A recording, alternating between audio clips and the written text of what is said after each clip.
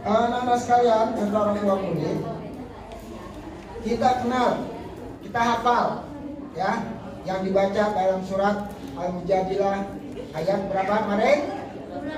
11 dan 12. Di antara potongan ayatnya A'udzu billahi rajim yarfa'illahu allazina amanu minkum wallazina utul ilma darajat. Ya. Jadi apa? Orang yang beruntung adalah orang beriman. Orang yang beriman percaya kepada Allah. Pada apa lagi? Pada Allah, pada antumina billahi, terus wa malaikatihi wa kutubihi wa rusulihi wa bil yaumil akhiri wa bil qadari khairihi wa syarrihi minallahi ta'ala. Anak-anak kemarin lupa belajar ya. Rukun iman ada berapa? Rukun Islam? Rukun wudu? Ada kan? Nah, itu dapat buku kamu tuntunan sholat. Ini untuk lomba anak yatim dan lomba MTQ itu ada buku sholat. Dibaca, pelajari di rumah, ya. Nah, biar pada ngerti. Kalau nggak ngerti tanya siapa? Tanya sama ibunya atau bapaknya atau saudaranya, ya. Nah, anak-anak sekalian, iman ini harus dijaga, dijaga. Makanya kita suka mengucapkan La ilaha illallah, La ilaha illallah. Ini artinya apa? Bukti keimanan tidak ada Tuhan kecuali Allah. Bisa nggak mengucapkan La ilaha illallah sambil kepalanya muter-muter? Bisa nggak? Jalan-jalan La ilaha illallah, La ilaha. Coba semua. 1, 2, 3. La ilaha illallah. Nah. Terus. Nah. Jadi itu akan mempertahankan keimanan. Nah, anak-anak sekalian, nih, dalam bergaul kita harus pilih-pilih teman. Jangan temennya yang gak sholat ditemenin, jangan. Ya, temannya yang gak mau ngaji, jangan ikutin. Ya, jadi anak MD harus bisa ngaji. Anak yang gak pesantren harus bisa ngaji. Apa? Belajar. Makanya orang yang baik memilih teman adalah teman yang beriman, teman yang bertakwa. Nah, anak sekalian, sekarang Bapak mau menceritakan, dikisahkan di zaman Nabi Isa. Zaman Nabi Isa. Nabi Isa itu nabi yang berapa ya? Yang kalau kita hafalan, nabi yang berapa? 24. Ya. Nabi Isa ibunya siapa? Maryam. Bapaknya? Orang gelem.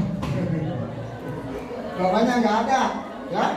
Nabi Isa ini kegiatannya adalah berdakwah, ceramah, ngajarin orang untuk beriman kepada Allah, bertauhid kepada Allah. Nah, waktu Nabi Isa lagi ceramah tentang pentingnya bertakwa, tentang pentingnya memilih teman, ya. Lalu ada 3 orang pemuda mengangkat tangan. 3 orang ini si A, si B, si C. Siapa namanya? Si A, si B, si C. 3 orang ini bilang, "Hai Nabi Isa, tadi kamu bilang hidup akan bahagia kalau bertakwa. Tapi bagi saya, kalau saya nggak punya uang, saya nggak punya duit, saya nggak punya harta, hidup saya akan sengsara." Jadi dia pikir yang membuat orang bahagia itu adalah harta uang. Sekarang Bapak ingin kasih penjelasan sama kamu, gambaran. Kamu punya duit banyak, terus yang mau dibeli ada, tapi sakit, bisa nggak makan? Bisa nggak? Sakit gigi, bisa nggak makan es krim? Bisa nggak makan nasi uduk? Nggak bisa. Lagi sakit demam, boleh nggak makan permen? Ya, boleh gak makan yang manis-manis, boleh gak makan yang berminyak-minyak, itu dilarang. Makanya apa? Yang namanya harta tidak menjamin orang itu bahagia. Harta itu bagaikan pisau. Bagaikan pisau. Pisau kalau dipegang sama pencuri buat apa?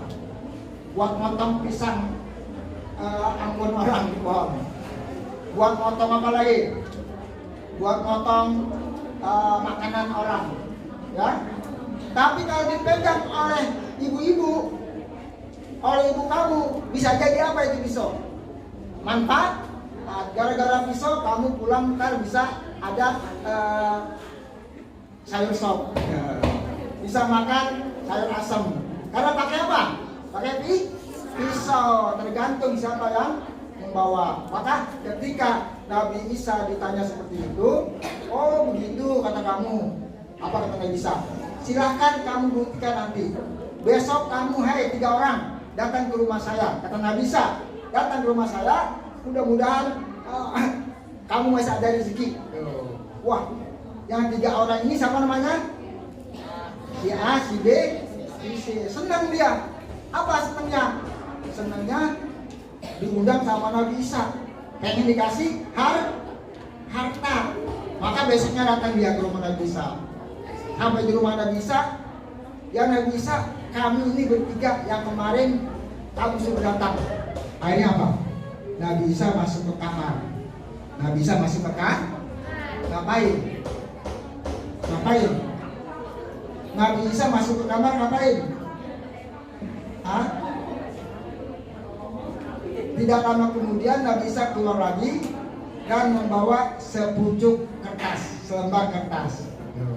Kata Nabi Isa, hei saudara, ini saya akan kasih kamu. Coba anak-anak tahu gak selembar kertas itu apa? Hah? Coba, ibu-ibu orang tua murid tahu gak selembar kertas itu apa? Hah? Yang selembar kertas itu apa? Tahu gak? Hah? Ayo yang tahu dapat ini bonus. Nah, ternyata yang diambil oleh Nabi Isa sepucuk kertas dari kamarnya itu adalah sebuah peta. Peta penyimpanan harta karun. Jadi Nabi Isa punya. Apa kata Nabi Isa? Hei saudara bertiga, ini saya kasih peta kamu. Lihat nih, ini ada harta karun. Banyak sekali harta di sebuah bukit yang sangat terjal, yang sangat curam. Kamu silakan ambil. Kalau emang kamu bilang dengan harta yang banyak kamu bisa bahagia. Wah, senang gak ketiga-tiganya? Kok enggak? Senang gak? Senang. Waduh, kebeneran nih. Kita lagi pada bokeh. Lagi musim apa? Lagi musim paceklik. Lagi musim paceklik. Paceklik. Hah? Ada paceklik, ada buceklik. Ya. Akhirnya apa? Akhirnya ketiganya ini berangkat. Lihat, wah, ini kali ini. Oh bukan. Lihat lagi. Ini kali ini gunungnya, bukitnya. Oh bukan. Akhirnya dengan susah payah ketiganya sampai juga ke bukit yang sesuai di peta. Peta apa peta? Apa pete? Hah? Peta, ya. Akhirnya apa? Dia masuk. Nih, dia masuk. Wah, itu bukit, gunung, dalamnya luas. Ternyata ada goa. Dalam goa itu, kalau kita bilang setengah ini dah goanya nih, setengah aula ini. Di situ ada harta karun, munu manika. Artinya apa? Ada emas, ada rantai, apa cincin, ada kalung, ada gelang, ada anting, ada semua harta benda itu yang berupa emas, intan, berlian banyak di situ. Senang gak tiga-tiganya? Senang gak? Senang kan? Akhirnya apa? Waduh, tiga-tiganya repot. Ngapain? Masukin ke kantong. Wah ini bener nih. Wah ini bener, masukin. Kantongnya ada penuh. Kantongnya ada penuh, tapi emasnya masih banyak. Waduh ini gimana nih? Ayo kita ambil aja semuanya, nggak bisa. Mumpung. Akhirnya mereka cari peti. Cari apa? Cari apa? Peti ini mau digotong sama bertiga ini. Bener dapat cari peti, akhirnya dimasukin tuh. Di kantong ada, di kantong celana, di kantong baju, di kantong apa macam-macam dah, ya. dibawa kantong gembolan, dimasukin, di peti juga dimasukin. Banyak nggak tuh? Nah, kamu pernah ada peti yang digotong? Gede kan? Dimasukin itu semua. Udah dimasukin terus mana dia? Coba saya tahu mana? Mana dia? Mau pulang. Kucuk. Turun dari gunung, sampailah dia di bawah kaki gunung. Apa kata tiga-tiganya? Si A, si B, kata si C. Capek juga ya kita gotong-gotong ini nih. Ayo kita cari tempat kosong buat istirahat katanya. Buat istirahat dulu, kita minum dulu, kita istirahat dulu, capek nih. Akhirnya tiga-tiganya ketemu dengan sebuah rumah kosong. Masuklah ketiga-tiganya di rumah kosong. Sampai ketiganya masuk, nggak lama kemudian si A bilang gini, karena si A nih, kata si A, teman, B, C, nih kita lapar nih, ayo coba di antara kita ada yang beli makanan dah. Buat apa? Buat kita. Kita jangan keluar bertiga, jangan bawa-bawa ini ke kampung, banyak orang lihat, nanti diambil.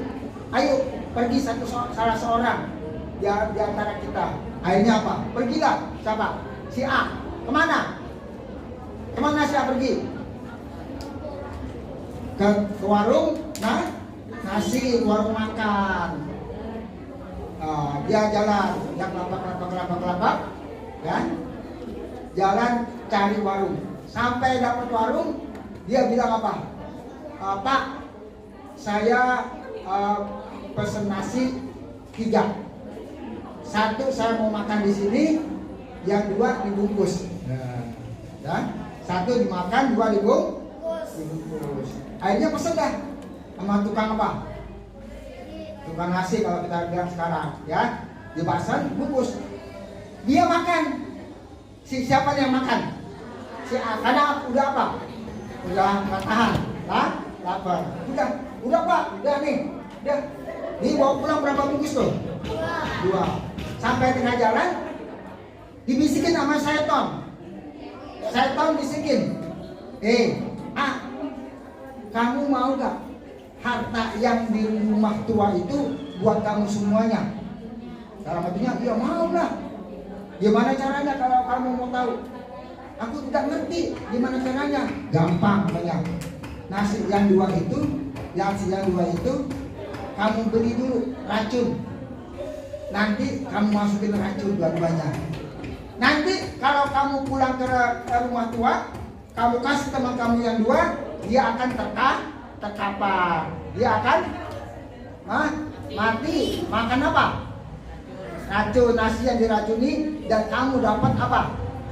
Semuanya harta. Nah, pada saat kamu berbarengan, si B sama si C yang di rumah, si C sama si B sama si C yang di rumah, si B sama si C yang di rumah tua itu ngomong, B, kata si C, itu teman kita si A lagi ke warung ya beli nasi. Ntar kalau dia pulang, kalau kita makan selesai terus bagi dia masih ada, ini harta kita bagi 3, ini kita bagi 2 aja deh. Gimana caranya?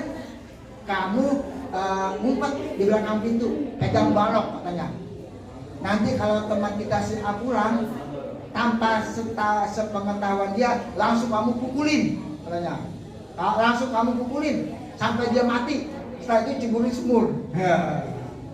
Jadi yang 2 nih temannya jahat gak? Si A-nya jahat gak? Jahat juga. Kenapa? Bertemannya tidak didasari dengan keimanan. Akhirnya apa? Benar anak-anak sekalian. Pas si A pulang, si A udah senang-senang, udah bersiul-siul. Wah, dikit lagi nih teman saya pada mau mati. Modal. Teman saya pada mati. Ya. Saya akan dapat harta semuanya ini. Senang dia, ya kan?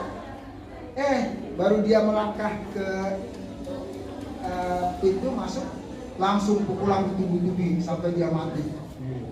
Temannya si B, si C senang ada? Senang nggak? Waduh, kita nih teman kita udah mati, kita udah buang ke sumur di belakang. sekarang kita akan bagi dua. Oh jangan dulu, kita kan lapar. Teman kita tadi kita suruh beli nasi. Ayo kita ambil nasinya. Makanlah si B sama si C. Dia tahu gak nasi itu racunin? Tahu gak? Nggak tahu. Makanlah dia. Makan udah beberapa suap, mulutnya berbusa bla bla bla, dua-duanya akhirnya mati. Hartanya ada di situ, utuh. Tiga orang ini sudah mati dan tiga-tiganya tidak dapat harta. Kenapa? Gara-gara nafsu serakah dengan harta. Gara-gara berteman tidak didasari dengan keimanan. Maka dari itu dengan hikmah ini kita harus mencari teman yang rajin sholat, teman yang rajin ngaji. Walaupun musim pandemi menjaga kesehatan, tapi tetap yang namanya belajar bisa sama orang tua, bisa sama kakak, ya. Jangan harus belajarnya di HP terus. Buku kamu tuh kesian, bukunya nangis. Anak sekolahan bukunya badana, bisa nangis bukunya. Nggak dibaca-baca, ya saya nggak dibaca-baca. Udah tahu ajaran baru sama anak-anak. Ya, jadi apa? Jadi harus dibaca. Makanya salah satunya juz amma yang dikasih baca. Terus apa lagi yang dikasih? Tuntunan sholat dibaca. Ya, sekali lagi mudah-mudahan si pandemi yang sekarang kita alami ini diangkat oleh Allah Subhanahu Wa Taala segera mungkin. Amin ya Rabbal alamin. Kita berdoa mudah-mudahan bangsa kita, rakyat kita, wilayah kita diselamatkan oleh Allah Subhanahu Wa Taala.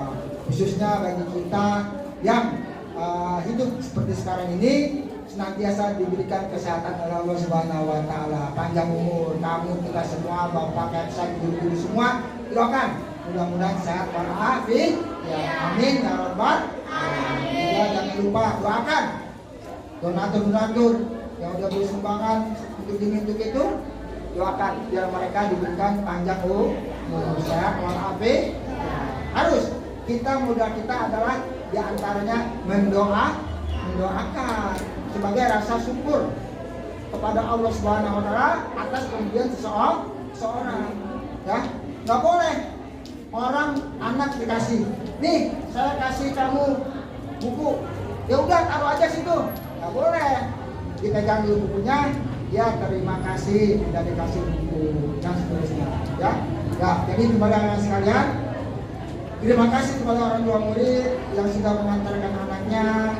Terima kasih kepada anak kami sekalian. Mudah-mudahan acara ini tetap berlangsung setiap sebulan sekali, setiap hari Jumat pertama di awal bulan. Berarti nanti bulan September ada lagi. Insya Allah doain biar banyak yang pada apa?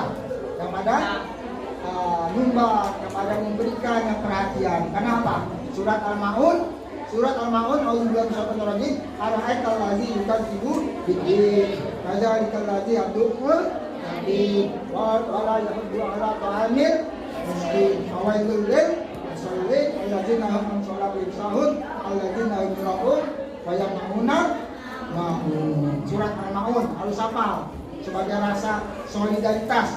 Ada anak yatim kita mampu kita kasih berapapun, ya sedikit kita kasih, ya walaupun tidak banyak, ya. Nah, inilah yang Bapak sampaikan dalam kesempatan pertemuan hari ini. Selanjutnya Bapak akan sampaikan beberapa hal, ya.